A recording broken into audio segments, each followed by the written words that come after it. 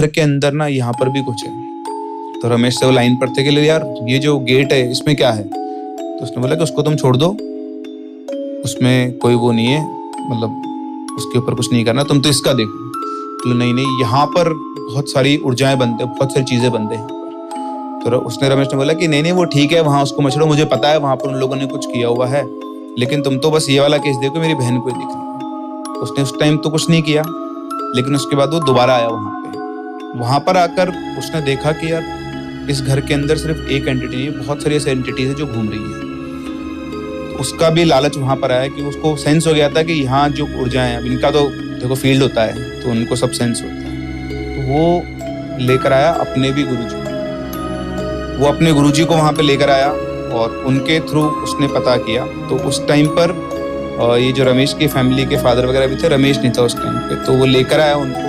उन्होंने आके देखा तो उन्होंने इनसे पूछा कि भाई मतलब गुरुजी से कि क्या है इसके, मतलब इसके पीछे इन्होंने वो कैद की हुई जो भी चीजें लेकर आया करते थे। तो बोलता अब ये खुलेगा कैसे? तो उनको लगा कि इसकी चाबी कहाँ है?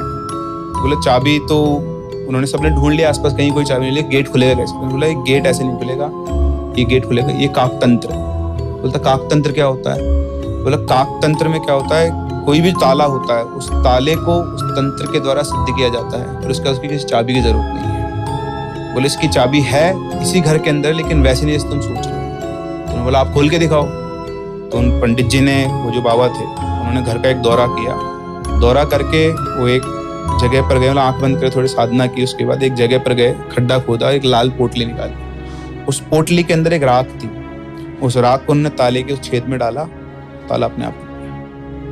तो दैट इज कॉल्ड काकतंत्र। तो काकतंत्र में क्या होता है, जिस ताले को आपको बिना चाबी के खोलना है तो उसका एक प्रोसेस होता है। प्रोसेस में क्या होता है, आपको एक कौवे को लोकेट करना है, उसके घोंसले को। तो जो काकतंत्र का प्रोसेस होता है, आप जिस लॉक को वो करना चाहते हो, उसे बिना चाबी के खोलना चाहते हो, तो आपको क्या करना पड़ेगा, एक कौवे का घोंसला लोकेट करना है। उस घोंसले को, जब कौवा उसमें नहीं है और उसमें अंडे होने चाहिए, उस घोंसले को आप लाओगे, उसको जलाओगे।